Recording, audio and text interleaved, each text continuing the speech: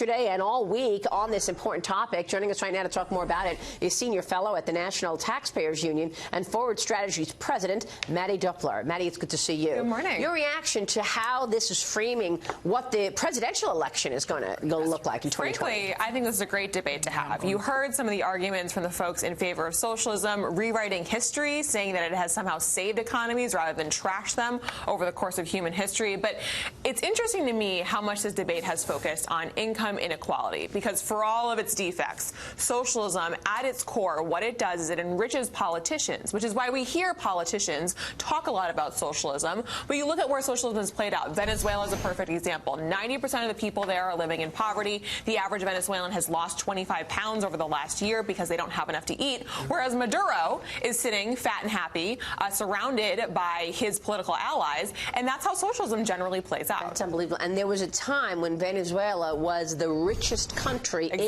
Latin America. Exactly. What do you think, Mark? Well, you know, in the polls that I've been doing, the Harvard-Harris polls, you ask America, socialism or capitalism, 65% say capitalism. But among 18 to 29, a majority say socialism. This is a real problem.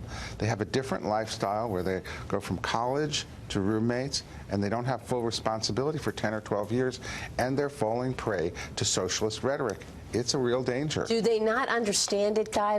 How is that possible? I think we take it for granted, a lot of young people. We assume that this prosperity is the default setting of America, and so why not be fairer to some people by having the government get more involved?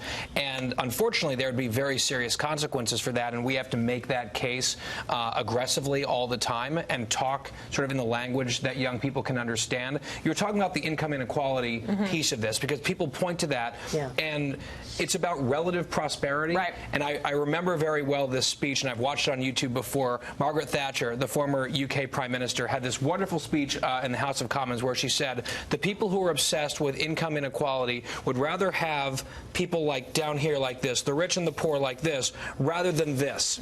Right? If everyone was doing better, but there was a larger gap and much more prosperity up here, they don't want this. They want everyone lower but closer. That's a really good idea. And it's like... in socialism, everyone is equally poor. And that is what is driving at the crux of this. Guy and I came of economic age during the economic recession, so our peers felt like their prosperity had been delayed, and it wasn't their fault. It was the economy's fault. It was the politicians. It was Wall Street. It was the bankers. Exactly. And now they've had 10 years of that narrative being seated in our public policy and in what we're seeing here in Washington, D.C., and we need to unwind that, because as Neil Cavuto said in that clip earlier, there has been nothing that has driven prosperity more than free enterprise, and that is the story we need to keep telling. And that's why so many people have risen from poverty in the last several years because of capitalism. That goes over people's heads. Globally, too. Not just the United States. Globally, not the eradication, but the near eradication of global poverty at heights that we never could have anticipated 30 years ago.